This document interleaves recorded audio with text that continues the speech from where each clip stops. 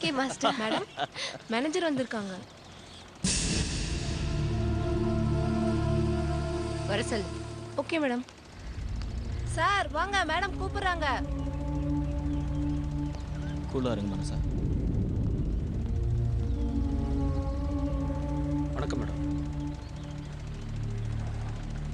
Madam. Hello. சொல்லுங்கள். என்னது இது? உங்கள் டேட் டீட்டெயில்ஸ் எல்லாத்தையும் கிளியராக லிஸ்ட்டு போட்டு வச்சுருக்கிறேன். எந்தெந்த கம்பெனியில் எவ்வளோ பேலன்ஸ் வர வேண்டியிருக்கோ அதே லிஸ்ட் அவுட் பண்ணிட்டேன். அப்ரோச் பண்ண வேண்டிய கம்பெனி லிஸ்ட்டும் இருக்குது. எல்லா கம்பெனிஸோட அட்ரஸும் அந்த மேனேஜர்ஸோட ஃபோன் நம்பர்ஸ் எல்லாமே இதில் இருக்குது. புது மேனேஜர் வந்தால் எந்த ப்ராப்ளமும் இருக்காது மேடம். புது மேனேஜரா? யாருக்கு? உங்களுக்கு தான் மேடம். ஸோ விட்டுட்டு போகிறதுன்னு முடிவு பண்ணிட்டீங்க? வேறு வழி இல்லை madam. Okay, don't waste my time. No more talking. எனக்கு நீங்கள் தர வேண்டிய பேலன்ஸ் 7500 இருக்குது மேடம். அதை நான் அப்புறமா வந்து வாங்கிக்கிறேன். அப்புறம் எனக்கு தெரிஞ்ச ஃப்ரெண்டு ஒருத்தர் இருக்காரு, அவரை நாளைக்கு அனுப்பிச்சி வைக்கிறேன், பேசி பாருங்க. எதுக்கு? புதுசாக மேனேஜர் போஸ்ட்டுக்கு தான் மேடம். அந்த சிரமம் உங்களுக்கு வேண்டாம். புது மேனேஜர் யாரா இருக்கணும், எப்படி இருக்கணும், அவரை எப்படி செலக்ட் பண்ணணும்னு எல்லாம் எனக்கு நல்லா தெரியும். நீங்க கிளம்பலாம். Sorry madam.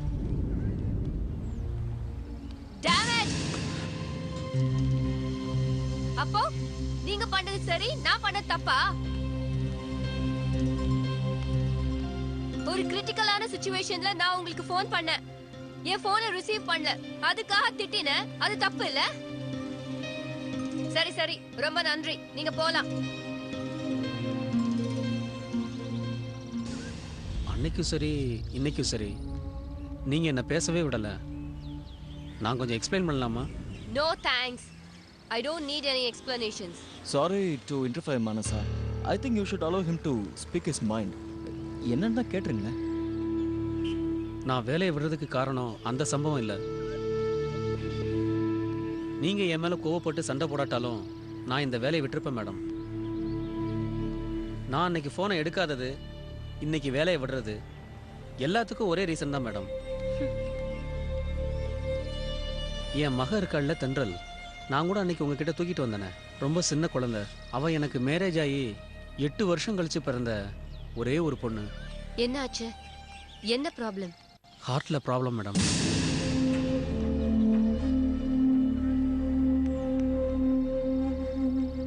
என்னமோ அது இதுன்னு டாக்டர் இங்கிலீஷ்ல சொல்றாரு. எனக்கு தெரிஞ்ச வரைக்கும் எங்க தென்றலுக்கு ஹார்ட்ல தான் பிரச்சனை. அதை சரி பண்ணணும்னா ஆப்ரேஷன் தான் பண்ணணுமா, அதுக்கு 5-6 லட்சம் செலவாகும்னு சொல்றாங்க. செலவழிச்சாலும் பிள்ளை பிழைக்குமான்னு உறுதியாக சொல்ல முடியாதுன்னு சொல்றாங்க. குழந்தைய ஹாஸ்பிட்டல் கூட்டிட்டு போய் அந்த ஸ்கேன் இந்த ஸ்கேன் அலைஞ்சிட்டு இருந்தப்ப தான் நீங்க ஃபோன் பண்ணியிருக்கீங்க. ஸ்கேன் ரூம்ல ஃபோன் பேசக்கூடாதுன்னு சொன்னதுனால தான் என்னால் எடுத்து பேச முடியல. மறுநாள் வந்து விளக்கம் சொல்றதுக்கு முன்னாடி என்னென்னமோ நடந்துருச்சு மேடம். I'm really sorry. சேச்சே, உங்க கோபம் நியாயமானதான் மேடம். உங்க நிலைமையில வேற யார் இருந்தாலும் என்ன முதல்ல கொலை தான் பண்ணியிருப்பாங்க. நிச்சயமா நீங்க திட்டினதுக்காக நான் போகலாம் மேடம். குழந்தையோட வைத்தியத்துக்கு அவ்வளோ பணம் என்கிட்ட இல்லை. வசதியாக வாழ்ந்துட்டேனே தவிர கையில் சேமிப்புன்னு பெருசாக ஒன்றும் இல்லை. அப்படி இப்படின்னு திரட்டினதில் ஒரு 1 லட்சம் கிடைச்சது. மீதிக்கு என்ன செய்ய, அதான் என் வில்லேஜுக்கே போகிறேன் மேடம். போய் அங்கே எங்கள் பூர்வீக வீடு ஒன்று இருக்குது, அது 1 லட்சம் 1.5 லட்சத்துக்கு போகும். அதை விற்றுட்டு அடுத்த ஏற்பாடு பண்ணணும். அடுத்த ஏற்பாடுன்னா? 2 லட்சம் பத்தாதே, மிச்ச பணத்துக்கு அலையணும். அந்த பணம் கிடைக்கலனா? எல்லாம் கடவுள் விட்ட வழி மேடம்.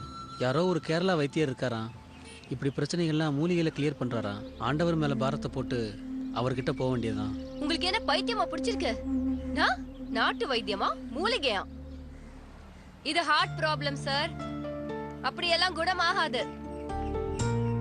உங்க குழந்தையோட உயிரை பத்தி இவ்வளவு கேர்லெஸ்ஸா பேசுறீங்க. வேற வழி இல்லை மேடம். இத பாருங்க, கெட்ட வார்த்தையால திட்டிடுவேன். எத்தனை வருஷமா என்கிட்ட நீங்க வேலை பார்த்துக்கிட்டு இருக்கீங்க, ஒரு வார்த்தை என்கிட்ட சொல்லிருக்க வேண்டாம்? இங்க பாருங்க, இந்த சிச்சுவேஷன்ல நான் உங்களுக்கு ஹெல்ப் பண்ணலனா நான் மனுஷியே இல்ல. கவிதா மேடம், பர்ஸ் எடுத்துட்டு வா. இந்தாங்க மேடம் பர்ஸ்.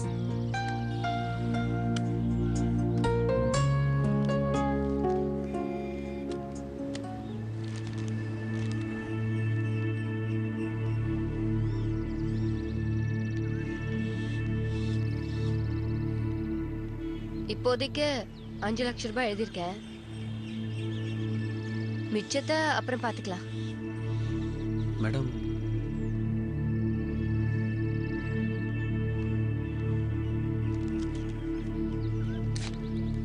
இந்தாங்க.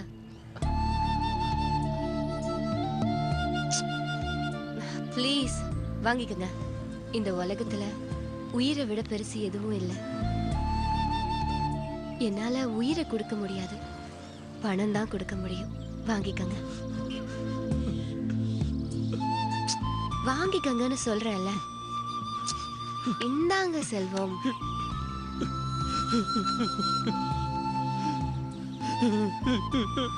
இப்போ நீங்க தான் குழந்தை மாதிரி அழறீங்க. அழாதீங்க, ஒண்ணும் ஆகாது. இப்போ நீங்க தான் தைரியமா இருக்கணும். எல்லாம் நல்லபடியா முடிஞ்சிடும். போங்க, போய் குழந்தைய பாத்துக்கங்க. போங்க. நான் வர்றேன் மேடம். மனசா, நீங்க அப்போ ஆடும்போது ரொம்ப அழகா இருக்கீங்கன்னு சொன்னல. அதை விட இப்போ நீங்க செஞ்ச காரியம் தான் அழகா இருக்கு.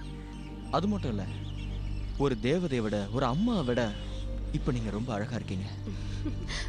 மாஸ்டர், ரொம்ப புகழாதீங்க, ஸ்டெப்ஸ் எல்லாம் மறந்துடும். மனசா, ஸ்டார்ட் ரெடி. வாங்க பாபு, எல்லாரும் வாங்க கூப்பிடுங்க. போலாம். ஃபேர் அண்ட் லவ்லி வழங்கும் ரோஜா